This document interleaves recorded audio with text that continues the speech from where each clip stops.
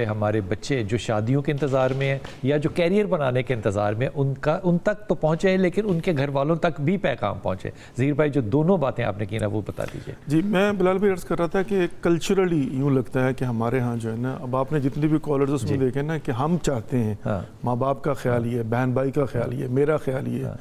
अब प्रॉब्लम ये होती है कि जब वालिदैन जो है ना रिश्ता ढूंढने के लिए जाते हैं तो बिलखुसूस वालदा वो अपनी बहू को अपने तनाजुर में देख रही होती है, मुझे कैसी बहू चाहिए। अब सवाल ये पैदा होता है कि वो लड़का क्या चाहता है, उसको कैसी बीवी चाहिए, उसको कैसी बीवी चाहिए।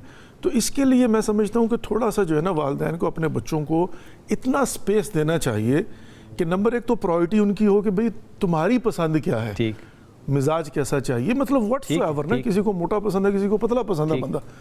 और दूसरी बात ये कैरियर के हवाले से, अच्छा, इसमें लड़के और लड़की दोनों पे बात है, दोनों आपस में मिल सकते हैं, दोनों इसमें कोई शरई हद तो नहीं है। मैं इंतहाई माजरत के साथ ना सिर्फ ये कि शरई हद नहीं है, रिकमेंड किया गया है, ये रिकमेंडेड है कि जिसने आपस में शादी करनी। उसमें सिर्फ एक प्रॉब्लम होती है, देखिए मुआशरों की वजह से ना, और ज़्यादा सर्कमस्टांसेस होते हैं, उसमें सिर्फ ये होता है कि बंदा ये समझता है कि मेरी बेटी है। अब हर तीसरा बंदा अगर उसे बात करेगा और शादी नहीं करेगा, रिएक्ट कर देगा तो क्या होगा। तो उसका बेहतरीन तरीक़ेकार ये होता है कि 25%, 30%, 40%, 50%, जब बात फाइनल हो जाए। मैंने एक अपना क्राइटेरिया बनाया हुआ था कि जब 75% फाइनल हो जाए तब। मैंने कभी किसी से बात नहीं की थी, 10 दफ़ा 50 मरतबा नहीं। जब मुझे 75% यकीन हो गया, फिर मैंने खुद कहा कि मुझे बैठकर बात भी करनी है और खुद दूबदू होकर जो है ना वो मामलात को तय करना। यकीन मानिए बिलाल भाई, वो जो 5 मिनट 10 मिनट की मुलाकात थी, उसमें जो हमने तय किया हुआ था ना, 25 साल के बाद भी जो है ना, अल्लाह का शुक्र है, मैं इस बात पर जो है ना बड़ा कॉन्फिडेंट होकर शुक्र अदा करता हूँ कि अगर वो ना होता तो क्या होता।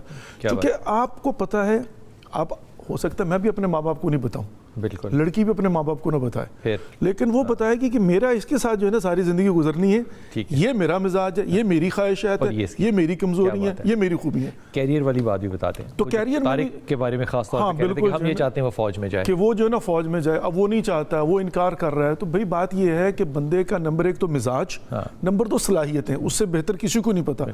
माँ बाप को ये चाहिए कि वो उसको बताएं हमारी ख्वाहिश ये है, मेरी ख्वाहिश ये है कि मेरे तीनों बेटे हौज़ा इल्म हुक्म में जाकर पढ़े, आलिम दीन बने, ठीक, लेकिन मेरा जो बेटा सैयद हुसैन है ना, वो बास्केटबॉल का प्लेयर बनना चाहता है। मैंने कहा बेटा जो तुम्हें चाहिए मैं प्रोवाइड करता हूँ, क्योंकि तुम्हारी ख्वाहिश ये है, अच्छे मुसलमान बनो साथ में। वो तो वालिदैन को ये चाहिए कि वो बच्चों पर फोर्स ना करें किसी भी चीज़ को, चूक करें, फोर्स ना करें, उनको समझाएं, उनको बताएं मेरी ख्वाहिश ये है। उसकी वजह क्या है बिलाल भाई? उसकी वजह ये है कि जब इंसान अपने मिजाज के मुताबिक काम करेगा ना, तो फिर जिस तरह से हम जो है ना वो सारी रात जागने के बाद भी फ्लाइट लेने के लिए उठ जाते हैं ना, तो फिर बंदा जो है ना उस काम के लिए पूरी डिवोशन के साथ आगे बढ़ेगा। लेकिन अगर उसके मिजाज में नहीं है, उसको पसंद नहीं है, माँ बाप की वजह से या किसी भी वजह से, या तक किसी मजबूरी में पैसे की वजह से उसने जॉब कर ली, वो कभी भी जो है उसके साथ इंसाफ नहीं कर पाएगा, और ऐसे ही मियाँ बीवी एक दूसरे के साथ इंसाफ नहीं कर पाएंगे। बहुत अच्छी बात, और मैं ईमानदारी से समझता हूँ कि ये मशवरा अगर अमानत है तो आज ये शाह साहब ने अमानत जो है ये बहुत अच्छे तरीके से आपको वापस लौटा दिया।